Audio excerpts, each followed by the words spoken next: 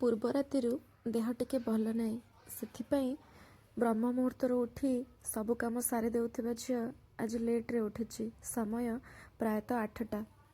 ସକାଳୁ ଉଠି ଦେଖେ ତା ହଜବେଣ୍ଡ ବାହାରୁ ଖାଇବା ଅର୍ଡ଼ର କରିଛନ୍ତି ଆଉ ତାଙ୍କର ଅଫିସ୍ ଯିବା ଲେଟ୍ ହେଉଛି ବୋଲି ଜଲ୍ଦି ଜଲ୍ଦି ଖାଇ ଅଫିସ୍ ବାହାରିଗଲେ।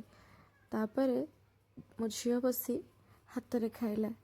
ଏଇଥିପାଇଁ ଯେ ମୋ ଦେହ ଭଲ ନାହିଁ ବୋଲି ସେ ମୋତେ ବହୁତ କୋଅପରେଟ୍ କରି ନିଜେ ନିଜେ ହାତରେ ଖାଇବାକୁ ଚେଷ୍ଟା କରୁଛି।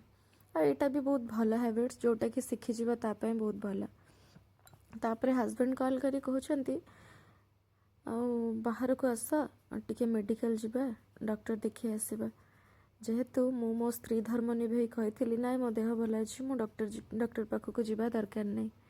ସେ ତାଙ୍କ ସ୍ୱାମୀର କର୍ତ୍ତବ୍ୟ ନିଭେଇ ତାଙ୍କ ଭଲ ପାଇବାକୁ ଜାହିର କରିବାକୁ ଏଇ ଗୋଟେ ଛୋଟିଆ ପ୍ରୟାସ। ମୁଁ ତ ସକ୍ ହେଇଗଲି। ଅଫିସ୍ ଆୱାରରୁ ଲିଭ୍ କେମିତି?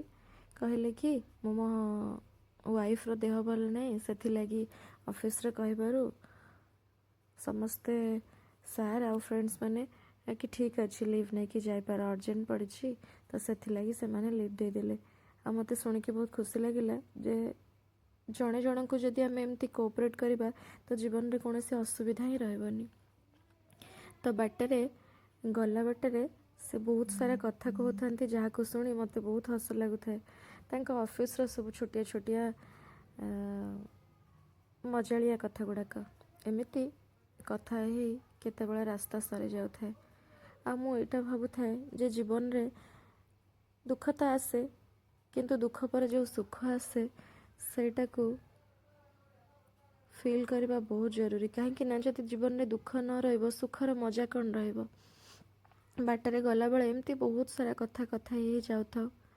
ଆଉ ମୁଁ ଭାବୁଥାଏ ମୋ ଦେହ ଟିକେ ଖରାପ ପାଇଁ ଆଜି ଏତେ ଟେନସନ୍ ହେଉଛନ୍ତି। ଜୀବନରେ ଜୀବନସାଥୀ ବିନା ଆଉ କେହି ବି ଏମିତି ହୁଅନ୍ତିନି। ସ୍ୱାମୀ ସ୍ତ୍ରୀ ପାଇଁ ହେଉ କି ସ୍ତ୍ରୀ ସ୍ୱାମୀ ପାଇଁ ହେଉ, ଦୁହେଁ ଦୁହିଁଙ୍କ ପାଇଁ ବହୁତ ଜରୁରୀ।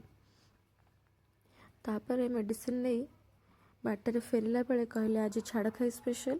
ଯେହେତୁ ଆମେ ବହୁତ ଦିନ ହେବ କାର୍ତ୍ତିକ ମାସ ପାଇଁ ଆଇଁଷ ଖାଇନଥିଲୁ, କହିଲେ ମୁଁ ଆଇଁଷ ନେଇଯିବି, ମାଛ ନେଇଯିବି ଖାଇବା। ଆଉ ସେଠି ଗୋଟେ ବଢ଼ିଆ ବିଲେଇ ଥିଲା, ପୋଷା ବିଲେଇ। ତା ସହିତ ଝିଅ ଖେଳିବାକୁ ଲାଗିଲା। ଆଉ ଯେମିତି ବିଲେଇ ମାଛକୁ ଚାହିଁ ରୁହେନି, ସେମିତି ମୋ ହଜବେଣ୍ଡ ସେ ମାଛବାଲା ଆଉ ମାଛକୁ ଚାହିଁ ରହିଥିଲେ। କାହିଁକି ନା ସେ ବହୁତ ଆଇଁଷ ପ୍ରେମୀ। ସେ ଦେଖୁଥିଲେ ଆଉ ବହୁତ ସଫାସୁତୁରା ମଧ୍ୟ, ଭଲ ସେ ସବୁ କାଟିକୁଟି ଦେଉଛି ନା, ଆଉ ସେ ମଧ୍ୟ ଠିକ୍ ଭାବରେ କାଟିକୁଟି ଫ୍ରେଶ୍ କରି ଧୋଇ ଦେଇଦେଲେ। ଆଉ ଆମେ ସିଧା ଚାଲିଲୁ ରୁମ୍କୁ। ରୁମ୍ରେ ଆସି ପହଞ୍ଚିଲୁ। ତାପରେ ମୁଁ ଆଉ ମୋ ଝିଅ, ଯେହେତୁ ମୁଁ ଖାଇ ନଥାଏ, ପୂଜା କରିନଥାଏ, ସବୁ କାମରେ ଲେଟ୍ ହେଉଥାଏ, ତା ହଜବେଣ୍ଡ କହିଲେ କିଛି ଟେନସନ୍ ନିଅନି, ତମେ ପୂଜାପୂଜି ସାରି ଖାଇବା କର, ମୁଁ ଟିକେ ଲେଟ୍ରେ ଯିବି, ଆରାମସେ କାମ ସାରିଦେବି। ଆଉ ଗୋଟେ କଥା, ଗାଁରେ ଆମେ କେତେ ପାଣିକୁ ନଷ୍ଟ କରୁ, ଯେଉଁଟା ବାହାରେ ରହିଲେ ଜଣାପଡ଼େ। ମୁଁ ତ କେବେ ପାଣି ନଷ୍ଟ କରେନି। ମୁଁ ଗୋଟେ ବୁନ୍ଦା ପାଣିକୁ ବି ବହୁତ ଯତ୍ନର ସହିତ ଖର୍ଚ୍ଚ କରେ। ଯେଉଁଥିଲାଗି ଗାଁରେ କିଛି ଲୋକ ମୁଁ ନିଜେ ଦେଖିଛି ପାଣିକୁ ବହୁତ ୱେଷ୍ଟ କରନ୍ତି। ସେଥିଲାଗି ବାହାରେ ରହିଲେ ସେମାନେ ଜାଣିପାରିବେ ପାଣିର କେତେ ମୂଲ୍ୟ। ପାଣିକୁ ବି କିଣିକି ଆଣି ପିଇବାକୁ ପଡ଼େ। ଆଉ କିଛି ଜାଗାରେ କୁହନ୍ତି ବାସି ପାଣି, ଆଜି ପାଣି କାଲିକୁ ଢାଳି ଦେଇକି କହିବେ ଏଟା ବାସି ପାଣି। ସେମାନଙ୍କୁ ଏଇଭଳି ଜାଗାରେ ରହିବା ଦରକାର। ପିଇବା ପାଇଁ ପାଣି ମଧ୍ୟ କିଣିବାକୁ ପଡ଼େ। ପାଣି କିଣି ଆଣି ତାପରେ କହିଲେ ମୁଁ ମାଛ ଧୋଇକି ମାଛ ଟିକେ ଭାଜି ଦେଉଛି, ଆଉ ତମେ ଠାକୁର ପୂଜା କରି କିଛି ଖାଇଦିଅ। ଏଇ ଛୋଟ ଛୋଟ କେୟାର ନା ଗୋଟେ ସ୍ତ୍ରୀ ପାଇଁ ସବୁ କିଛି ହେଇଥାଏ। ବଡ଼ ବଡ଼ ଘର, ଗାଡ଼ି, ସୁନା ଗହଣା ଏସବୁ ଦରକାର ନାହିଁ। ହେଇପାରେ କିଛି ଝିଅଙ୍କୁ ଦରକାର ହେଇପାରେ, କିନ୍ତୁ ମୋତେ ଦରକାର ନାହିଁ। ସାମାନ୍ୟ ଛୋଟ ଛୋଟ କେୟାର, ଏସବୁରେ ବି ମୁଁ ବହୁତ ଖୁସି ହେଇଯାଏ, ଯେଉଁଟା ମୁଁ ମୋ ସ୍ୱାମୀଙ୍କ ପାଖରୁ ପାଇଛି। ଆଜି ଏଇଥିପାଇଁ କହୁନି ଯେ ସେ ମୋ ସ୍ୱାମୀ ବୋଲି, ନା, ତାଙ୍କ ମାଙ୍କର ଦେହ ଖରାପ ହେଲେ ବି ମୁଁ ନିଜେ ଦେଖିଛି ସେ ତାଙ୍କ ପାଇଁ କେୟାର କରି ଖାଇବା ବନେଇବାର। ତାଙ୍କ ଭଳି ପୁଅ, ତାଙ୍କ ଭଳି ସ୍ୱାମୀ ଦୁନିଆରେ ସମସ୍ତଙ୍କୁ ମିଳୁ। ଆଉ ମୁଁ ଭଗବାନଙ୍କୁ ପ୍ରାର୍ଥନା କରେ ମୋ ଝିଅକୁ ମଧ୍ୟ ସେମିତି ଗୋଟେ ଜୀବନସାଥୀଟିଏ ମିଳୁ। ୟାଠୁ ବଡ଼ ଆଉ କିଛି ମୁଁ କହିପାରିବିନି। ତ ସେ ହେଲ୍ପ କରିଲେ, ମାଛ ଭାଜିଲେ, ମୁଁ ଆସିଲି ପୂଜା କରିବା ପାଇଁ।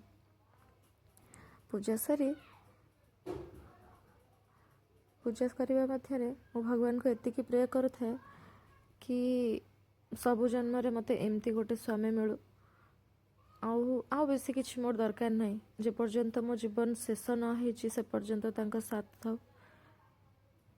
ଆଉ ମୁଁ ସବୁବେଳେ ସୁହାଗିନୀ ହେଇ ଏ ଦୁନିଆରୁ ଚାଲିଯାଏ। କାହିଁକି ଜାଣିନି, ବଟ୍ ଏ କଥା କହିଲା ବେଳେ ମୋ ଆଖିରେ ଲୁହ ଆସିଯାଏ। ଜୀବନର ବହୁତ ଝଡ଼ ଝଞ୍ଜା, ବହୁତ କମ୍ ବୟସରେ ବହୁତ କିଛି ସାମ୍ନା କରି ଆଜି ଏତିକି ବାଟ ପହଞ୍ଚିଛି। ଆଉ ହଁ, ଗୋଟେ କଥା କହି ରଖେ, ମୋର ଲଭ୍ ମ୍ୟାରେଜ୍, ମୁଁ ଭଲ ପାଇକି ବାହା ହେଇଥିଲି। ଆଉ ଏଥିପାଇଁ ମୁଁ କେବେ ବି ମନରେ ଦୁଃଖ ଆଣେନି କି ମୁଁ ଭଲ ପାଇକି ବାହା ହେଇଛି ବୋଲି। ନିଜ ଜୀବନ ସାଥୀ ନିଜେ ବାଛିବା ଏଇଟା କୌଣସି ଭୁଲ କଥା ନୁହେଁ। ହଁ, ବାପା ମା ଜନ୍ମ କରିଛନ୍ତି, ସେମାନେ ସବୁ କରିବେ। ତାମାନେ ନୁହେଁ କି ଆଜିକାଲି ତ ବହୁତ ଏମିତି ହେଉଛି କି ଭଲ ପାଇକି ବାହା ହେଇକି ବହୁତ କଷ୍ଟ ପାଉଛନ୍ତି। କିନ୍ତୁ ମୁଁ ଭଗବାନଙ୍କୁ ଏତିକି ପ୍ରାର୍ଥନା କରେ, ମୋତେ ଏମିତି ଗୋଟେ ଜୀବନ ସାଥୀ ଦେଇଛ, ଆଗାମୀ 7 ଜୀବନ ଏମିତି ହିଁ ମୋ ସହିତ ସେ ଥାଆନ୍ତୁ। ତାପରେ ସେ ଅଫିସ୍ ପଳେଇଲେ। ମୁଁ ଖାଇଲି, ଖାଇବା ସାରି ମସଲା କଲି।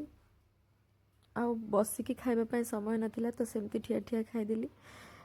ଖାଇ ଦେଇକି ତାଙ୍କ ପାଇଁ ଯେତିକି ମାଛ ସେ ଭାଜି ଆଉ ବଞ୍ଚେଇକି ଯାଇଥିଲେ ମୁଁ ଭାଜିକି ମସଲା କରିକି ରୋଷେଇ କରିଲି।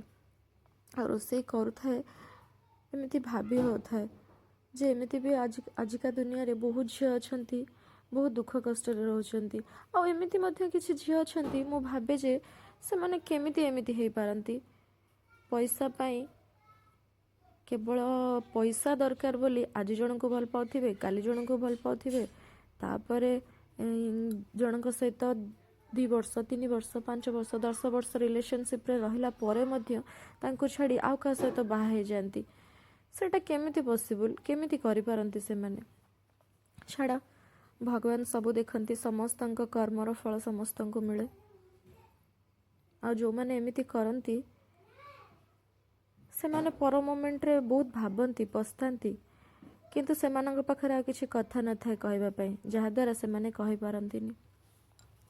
ଏହା ତ ଥିଲା। ଝିଅ ଜୀବନ ଏତେ ସହଜ ନୁହେଁ। ଝିଅ ଜୀବନରେ ବହୁତ କିଛି ସହିବାକୁ ପଡ଼େ, ବହୁତ କିଛି ସହିବାକୁ ପଡ଼େ, ଦେଖିବାକୁ ପଡ଼େ। ଆଉ ସବୁ କଥା ଚିନ୍ତା କରି ସବୁ କାମ କରିବାକୁ ମଧ୍ୟ ପଡ଼େ। ଗୋଟେ ନାରୀର ଜୀବନ ଏତେ ସହଜ ମଧ୍ୟ ହୋଇନଥାଏ। ଏମିତି କଥା ହଉ ପ୍ରାୟତଃ 70% କାମ ସରିଗଲାଣି। ମୁଁ ନିଜ ପାଇଁ ବ୍ଲେସ୍ଡ ଫିଲ୍ କରେ ଯେ ଆମେ ଶୋଇବା ପାଇଁ ଆମ ପାଖରେ ଖଣ୍ଡେ ଘର ଅଛି, ଖାଇବା ପାଇଁ ଭଲ ଖାଇବା ଅଛି, ଆମ ମୁଣ୍ଡ ଉପରେ ଆମ ବାପା ମାଆଙ୍କର ଆଶୀର୍ବାଦ ଅଛି, ଯେଉଁଟାକି ସମସ୍ତଙ୍କ ଭାଗ୍ୟରେ ନଥାଏ। କେବେ ଅନ୍ୟର କୌଣସି ଜିନିଷ ଦେଖି, ଅନ୍ୟର କୌଣସି ଭଲ ନାଇବା, ପିନ୍ଧିବା, ଖାଇବା ଦେଖି ଈର୍ଷା କରିବେନି। ଯେବେ ଆପଣ ଈର୍ଷା କରିବେ ସେବେ ଆପଣ ଦୁଃଖୀ ହେଇ ରହିବେ। ଯେବେ ଆପଣ ନିଜର ଯେତିକି ଅଛି ସେତିକିରେ ଖୁସି ହେବେ, ତାର ମାନେ ଏଇଆ ନୁହେଁ କି ଆପଣ ଆଗକୁ ବଢ଼ିବାକୁ ଚେଷ୍ଟା କରିବେନି।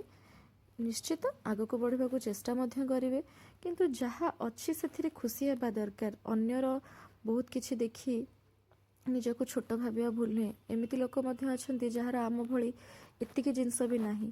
ଆଉ ଯେମିତି ମୁଁ ପୂର୍ବରୁ କହିଥିଲି କି ମୁଁ କୌଣସି ଜିନିଷ ବନେଇଲେ ମୁଁ ୟାଙ୍କ ଅଫିସ୍କୁ ପଠାଏ। ଆଜି ମଧ୍ୟ ଫରମାଇଶ ଥିଲା कि भाभी अब कुछ बना रहे हैं क्या? मैं सुनी थी कि भैया बोल रहे थे मछली बना रहे हैं, तो मछली हमारे लिए भी भेजना। तो यहाँ शुणिकी मुझे कहली ठीक अच्छे, मुझे रोसई सारिके निश्चय पठेबी। मो अलरेडी रोसई सरीबा हो गला। तापरे मो हजबैंड आसिले, मो झील आ सी 2 जण मिसी खाइले। खाइबा सारी तांकर इच्छा थिला पिठा खाइबाकू, आ मो झीर इच्छा थिला भात खाइबा पाई। तो समस्तंको मन जानी खाइबा देली। आ एटा हला फाइनली पैकिंग, से ऑफिस को नहीं कि जेबे। एटा तो थिला आजिर मिनी ब्लॉग। आपण माने केमिति आपणक छाड़ खाई स्पेशल कले। आम दुखी परिवार रे सुखी परिवार रे जेतिकी थिला आमे सेतिकी रे एडजस्ट करलु। रहिली, टाटा बाय।